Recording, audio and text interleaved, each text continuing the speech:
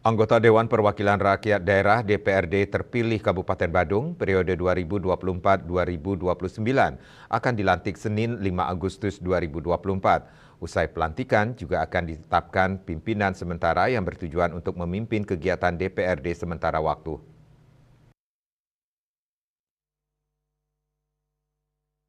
Selain pelantikan, Sekretaris DPRD Badung I Gusti Agung Made Wardike mengatakan komposisi DPRD Badung juga mengalami perubahan dari yang sebelumnya berjumlah 40 kursi kini menjadi 45 kursi.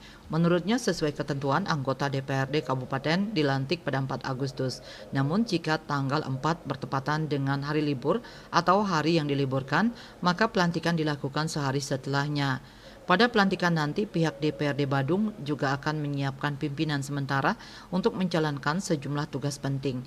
Dalam penunjukan pimpinan sementara, pihaknya sudah melayangkan surat ke pimpinan partai politik yang memiliki kursi di DPRD Badung. Agung Wardike menjelaskan bahwa tugas pimpinan sementara nanti antara lain untuk memimpin rapat-rapat DPRD, memfasilitasi pembentukan fraksi, memfasilitasi pembentukan pimpinan, dan alat kelengkapan lainnya, serta persiapan untuk memfasilitasi peraturan tentang tata tertib. Menanggapi perubahan struktur yang terjadi di DPRD Badung, birokrat asal Bongkase tersebut mengakui adanya perubahan karena penambahan kursi. Dengan 45 anggota, struktur pimpinan DPRD Badung juga mengalami perubahan menjadi 4 unsur pimpinan. Parwato Bali Pos melaporkan.